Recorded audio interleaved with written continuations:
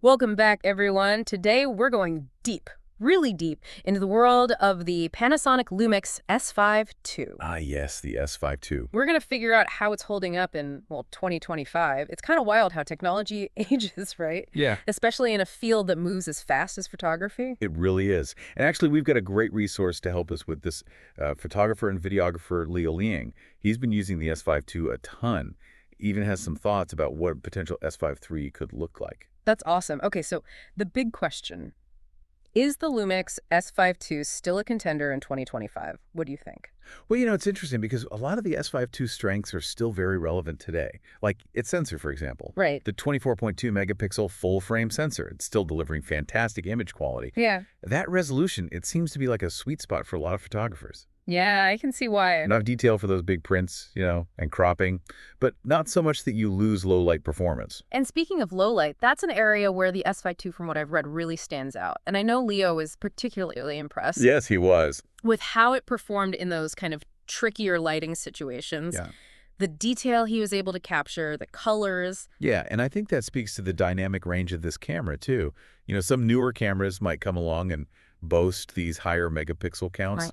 Yeah. but the S5 II's combination of that resolution and dynamic range, it just gives this, like, very balanced shooting experience. And I think a lot of photographers, they still really appreciate that. One thing that jumped out at me when I was reading through Leo's thoughts was his enthusiasm for the autofocus system. He used the word revolution to describe it, especially coming from Panasonic. Yeah, he did. It was a big deal. And I'm thinking back to those older contrast detect systems. Oh, yeah. What was it about the introduction of phase detection autofocus, the PDAF in the S5 II, that was so significant? Well, that shift, that move to PDAF, it really brought Panasonic's autofocus up to speed of the competition. It was a huge improvement. It was faster, much more reliable, especially when you're trying to track moving subjects. Yeah, that's got to be critical for both video and action photography too, right? Absolutely. I mean, for videographers especially, reliable autofocus, that can make or break a shot. Oh, totally. And Leo talked about this. He was so excited about how much easier it was to capture these, like, really fleeting moments, especially when you're filming these dynamic scenes. I think he even mentioned how much better his handheld footage looked. Yeah. Just smoother, more professional, thanks to the improved autofocus and the in-body image stabilization too. Well, for sure. IBIS, in-body image stabilization. It's become such an essential feature, hasn't it, for so many of us, Yeah. especially when you're working in low light or shooting handheld. Being able to just counteract that camera shake, It makes all the difference. it does. Leo actually shared this great anecdote about a sunrise shoot he did. The light was changing so rapidly, and he said being able to change his settings quickly, and still nail that sharp focus, it was crucial for him to get the shot he wanted. I can imagine. It's really where a camera's design and ergonomics come in, Yeah. right? Having those controls right there, accessible, so you can react quickly to those moments. That makes sense. And speaking of design, Leo seemed pretty happy with the S5 II's ergonomics, the way it felt in his hand. He was. He said it felt good, even with bigger, heavier lenses. And I've always been impressed with how Panasonic manages to pack so much into their cameras, without them feeling too bulky. Right, right. They strike a nice balance. They do. That fully articulating touchscreen, the buttons and dials, Yeah. it all just feels very well thought out, and it makes for a really enjoyable experience when you're actually shooting. And it seems like this camera, it was made for being out there in the field, that weather sealing. It's a big deal for photographers who, well, might encounter a little rain or snow. Oh, yeah, absolutely. So let's talk about video. What were some of the things that stood out to you about Leo's experience using the S5 II for video? Well, he really liked the 6K recording at 30 frames per second. Mm-hmm. That oversampling, it gives you so much more flexibility when you're editing. Makes sense. And then the 4K at 60 fps with 10 big color. That's like cinematic quality right there. Yeah, it is. But he also mentioned something about the dual native ISO. Can you explain that a little bit? What is that all about? Sure, dual native ISO. Basically, it lets the camera switch between two base sensitivities, depending on how much light you have. And this is a big deal for low light shooting. It means you can crank up that ISO and still get footage that's clean, not all noisy. So even when it's dim, the S5 II can deliver pretty impressive video quality. Exactly. And let's not forget, for videographers, this is huge, unlimited recording time. You just keep that camera rolling. You don't have to worry about those limits that some cameras have. Yeah, that's a big one. Especially for events, It's a game changer. It seems like Panasonic really nailed the video features with the S5 II. I think so. And it's amazing that even as newer cameras come out with 8K and ProRes RAW, the S5 II still holds its own. Those video features are still plenty for a lot of professionals and enthusiasts too. Definitely. It sounds like the S5 II is still a very strong camera, even in 2025. Yeah. Versatile and capable. Yeah. But I want to hear a little more about the lenses Leo liked to use with it. What were his go-tos? Well, he used the Lumix S24 70mm f2.8 a lot, and also the 70-200mm f4. He really liked those, yeah, how sharp they were. The quality of the images. Exactly. Oh, and he had a great story about shooting landscapes with the 16-35mm lens. He was talking about how the S5 II's dynamic range let him get all the details in both the highlights and the shadows. Oh, yeah, I remember that, even when he was shooting directly into the sun. Yeah, he was really impressed by that. So we've seen how well the S5 II is doing in 2025, but were there any areas where Leo felt it could be better, any shortcomings? You know, there were a couple of things. He thought the autofocus tracking, while good, could be even better, especially when you compare it to some of the other cameras out there. Interesting. I guess for certain types of photography, like action or sports, that would be pretty crucial. It would be. And the other thing was battery life. Oh, right. Battery life is always a big one. He just wished it lasted a bit longer, especially when he was shooting video or, out in the field for a long time. That's a common desire among photographers, right? It is battery technology. It's always improving. But it's tough to get that balance between power and, keeping the camera portable. It's a trade-off, for sure. But all in all, it sounds like those were fairly minor issues, especially when you consider how many strengths this camera has. They were. It sounds like, especially at its price point, the S5 II is still a very capable and relevant camera in 2025. I would agree with that. It seems like Panasonic really struck a nice balance between features, performance, and affordability. Yeah. Now let's get to the really fun part. Let's talk about Leo's vision for a potential Lumix S5 III. Okay. What kind of advancements does he think we might see in a future model? All right. Well, this is where it gets exciting. It does. He had some interesting ideas based on industry trends and his own experiences, with the S5 II. For starters, he thinks autofocus is going to be a big focus, maybe even a next-generation autofocus system. Wow. One that uses AI-driven subject detection. AI-driven autofocus. It sounds pretty futuristic. It does, doesn't it? What do you think that would even look like practically speaking? Well, just imagine a camera that can not only recognize and track your subject, but it can actually anticipate their movements too. Whoa. Like analyzing those patterns and then adjusting the focus even before the subject moves. So you never miss the shot. Exactly. Even when things are happening really fast. I mean, think about sports photography or videography. Yeah, trying to keep up with the action. That would be huge. Or wildlife photography, trying to get those split-second moments. Definitely. Beyond autofocus, though, Leo also talked about some potential sensor advancements for the S5 III, right? He did. He thinks we might see a bump up in resolution, maybe to 30 or 33 megapixels, which would mean more detail, more flexibility for cropping. More detail is always good. It is. Yeah. But it makes you wonder, how would that affect the low-light performance? Because that's one of the S5 II's strengths, right? Right. It's a balancing act, isn't it? It is. It is. You want those detailed images, but you don't want to compromise the camera's ability to shoot in low light. I'm really curious to see how Panasonic handles that with the S5 III. I am too. What about video capabilities? What did Leo think we might see there? Well, he thinks 8K recording is a real possibility, which makes sense. It's becoming pretty standard in those high-end cameras now. Yeah, it's true. And he mentioned ProRes RAW, too, which would be a big deal for professional videographers. Yeah, that would definitely take things to another level. It would. Yeah. Especially when you consider how good the S5 II's video features already are and its price. Yeah. It's a really attractive package. A lot of bang for your buck. Exactly. Yeah. And then there's this whole other area that could really change things. Computational photography. Right. Leo touched on that. He did. What do you think about that? How do you see that shaping the future of cameras like the S5 III? Well, I mean, we're already seeing how computational photography is changing things, right? We are. Like with editing, subject recognition, those AI-powered features, they're getting more and more advanced. They are, and I think it's only going to accelerate from here.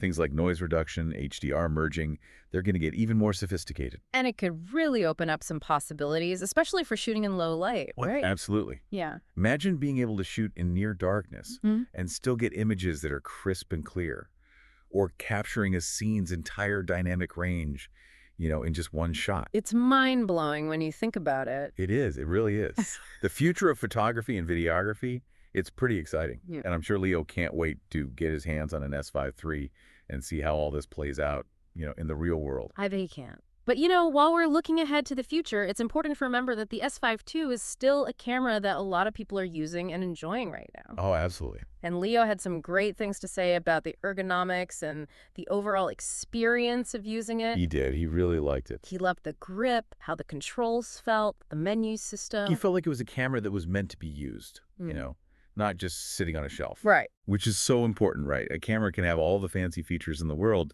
but if it's not comfortable to use, Yeah, it's not going to help you. then what's the point? And Leo really emphasized that he enjoyed using the S5 II even for long stretches of time. He was a fan of that fully articulating touchscreen. It gave him a lot of options when he was shooting. Oh yeah, that versatility is so key. It is. And of course, you can't forget about that weather sealing. That's a big bonus for photographers who like to, well, get out there in the elements a bit. For sure. And speaking of getting out there, I'd love to hear a bit more about Leo's experiences using the S5 II, in the field. What kind of things did he shoot with it? Well, he talked about shooting both landscapes and portraits, and he seemed really happy with the results he was getting in both genres. He found the camera to be super versatile, able to handle a lot of different subjects and styles. I can see that. Yeah, and he was very impressed with the image quality overall. He felt like the camera produced images that were detailed, sharp, and had really natural-looking colors. And that dual native ISO, it really came in handy for him when he was shooting portraits in low light. Oh, yeah. He was able to get that clean, film-like look without having to push the ISO too high. That's impressive. It really shows how well the camera handles dynamic range, capturing all those details in the shadows and highlights. It does. And on the video side, Leo was equally happy with how the S5 II performed. He used it for everything, from events to mini documentaries. He was consistently impressed with the footage. That 4K 65p's 10-bit recording, it was a game changer for him. I bet, especially for getting those smooth, cinematic shots. Exactly. And that unlimited recording time, that was a huge plus too, especially for events. He could just keep rolling without interruption. Yeah, I can see how that would be a big deal. It was. So, overall, it sounds like the S5 II really exceeded Leo's expectations. It does, but of course, like with any technology, there's always room for improvement, right? There is. And Leo did have a couple of things he'd like to see changed in the future. He did. He wished the autofocus tracking was a little bit better, a little more robust, especially compared to some of the other cameras on the market. I see. So even though it was an improvement over older Panasonic models, Oh yeah, a big one. he still felt like it could be even better, especially for those fast-moving subjects. Exactly. Yeah. For those action shots, the wildlife, the sports, you really need that autofocus to be spot on. It's make or break. It is. And then, there's the battery life issue. He just wished it lasted a bit longer. Yeah, classic photographer's dilemma. Always wanting more battery life, right? Yeah. Especially when you're shooting video or you're out on a shoot all day long. Especially these days when cameras are becoming more and more powerful. They are. It's like a constant challenge for these camera makers, trying to add more features, more processing power, but also making sure the battery can keep up. It's a tough balance. It is. But hey, it's exciting to think about how all of this, the autofocus, the sensor technology, the video capabilities, the battery life. And maybe even some things we haven't thought of yet. Exactly. How all of this might shape the next generation of cameras, like the S5 III. I'm definitely curious to see what the future holds. Me too. But, even while we wait for that, it's clear that the S5 II is still a fantastic camera to have in 2025. It really is. It's got a great mix of features, it performs well, and it's affordable. And it's a camera that people like Leo can trust to, capture their vision. It sounds like it. And, as we've been saying, a camera is just a tool, right? The important thing is to use that tool to its fullest potential and to just keep pushing those creative boundaries. That's it. That's the key. Whether it's the S5 II, the S5 III, or any other camera, it's about getting out there, exploring, experimenting, and having fun. It really has been fascinating, exploring both what the Lumix S5 II can do now and what it might be capable of in the future. Yeah. Hearing Leo's experiences using it out there in the world, it really gives you a sense of what this camera is all about. It does. It does.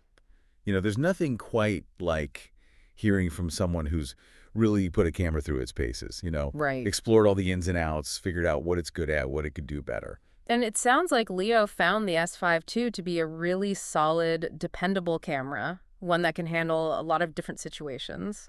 He did, and I think it really shows how much thought Panasonic put into designing this camera. Yeah. It wasn't just about cramming in every new feature.